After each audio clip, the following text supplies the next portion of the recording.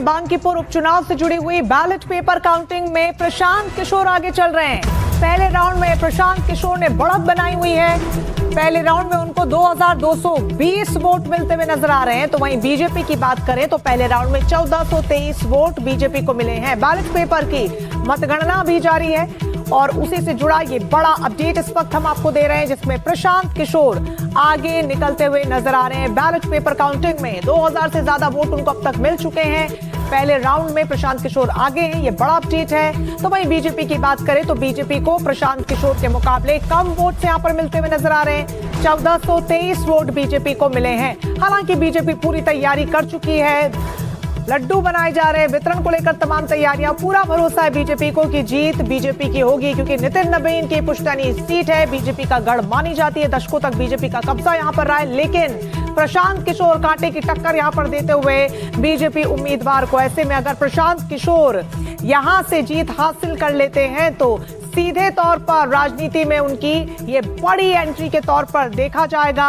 हालांकि जो दबदबा उनका बरसों से वहां पर रहा है, लेकिन हाल फिलहाल में जो घटनाक्रम हुए हैं उसमें जिस तरीके से उन्होंने विपक्ष के साथ अपनी सक्रियता दिखाई है, ऐसे में क्या उसका फायदा उनको मिलेगा या बीजेपी एक बार फिर से अपनी सीट को बचा पाने में कामयाब होगी, ये तस्वीर दिन ढलते ढलते साफ हो जाएगी। लेकिन फिलहाल जो शुरुआती आंकड़े निकलकर सामने आ रहे हैं वो हम आपको बता रहे हैं कि कैसे बैलेट पेपर के नामे पीके आगे चल रहे हैं। रमन हमारे साथ एक बार फिर से जुड़ गए हैं। ताजा आंकड़ा रमन, क्या निकलकर सामने आ रहा है? पहले राउंड की मतगणना जारी है।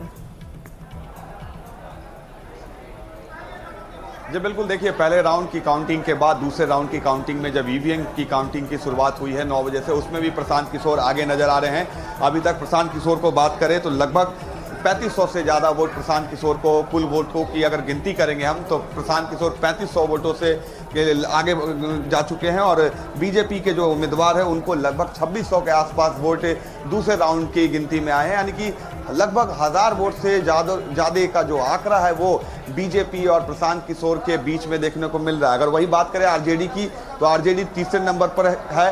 चुनाव के पहले भी उम्मीद यही लगाई जा रही थी कि जो मुकाबला है वो प्रशांत किशोर और बीजेपी के बीच में ही है।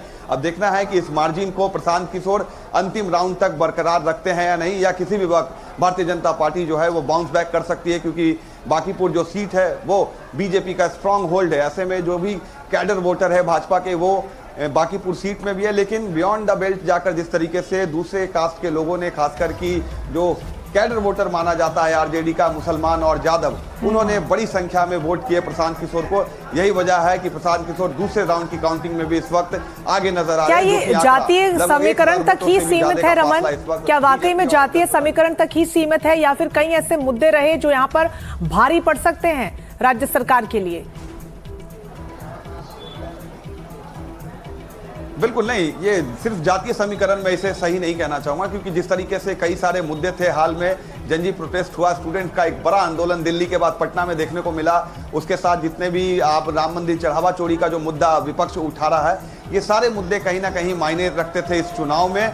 और उसी को देखते हुए जो अभी तक ट्रेंड सामने आ रहे हैं, 1000 वोटों से जो लीडिंग है प्रशांत किशोर की, ये सारी मुद्दे हैं। और जातीय समीकरण के उलट भी जो युवाओं पर कई बार लाठियां चली पटना में, उन युवाओं में भी गुस्सा था राज्य सरकार को लेकर। और वर्तमान की जो सरकार है, AK-47 भी चली बिहार में के सिवान में, जिसमें 3 लोगों को गोली भी लगी, छात्रों को। तो ये सारे मुद्दे थे जिन्होंने इस चुनाव में प्रभावित किया है। और अब देखना है कि बीजेपी क्या इस सीट को रिटेन कर पाती है या नहीं, क्योंकि बीजेपी की जो इज्जत है वो इस सीट पर दांव पर लगी हुई है, क्योंकि भारतीय जनता पार्टी के राष्ट्रीय अध्यक्ष नितिन नवीन 5 बार से यहाँ से विधायक थे।